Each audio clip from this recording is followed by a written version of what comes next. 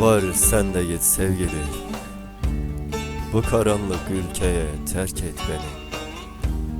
Yıkık dökük bu kenti toparlamayı bana bırak.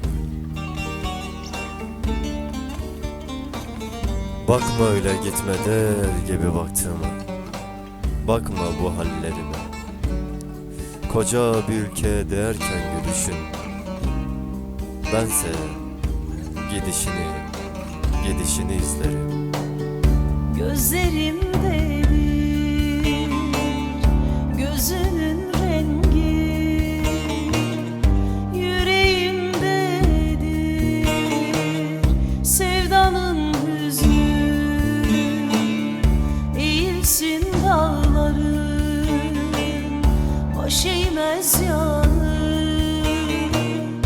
Leyla kıskansın sana sevdamı,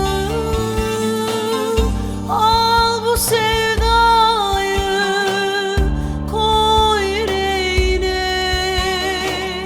Söner gözümün ışığı, kalırsa bende, al bu sevdayı koy yüreğine. Söner gözümün ışığı, kalırsa bende. Var sen de git sevgili, üşümek yetim bir çocuk gibi bana kalsın.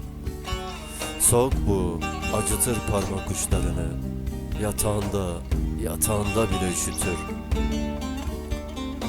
Var sen de git sevgili, karanlık ölümlere terk et beni. Bu ilk terk edilişim değil, kanlı katillerin elimden oldu dar ağacında ölümler. Gelir elbet mutlu kavuşmaları, yiter gider acı hatıraları. Güneş çıkar gelir dağlar ardından, kurtulur yüreğim harlı yangından. Al bu sevdayı koy yüreğine, söner gözümün ışığı, kalırsa bende, al bu sevdayı koy yüreğine. Söner gözümün ışığı, kalırsa bende, al bu sevdayı koy yüreğine.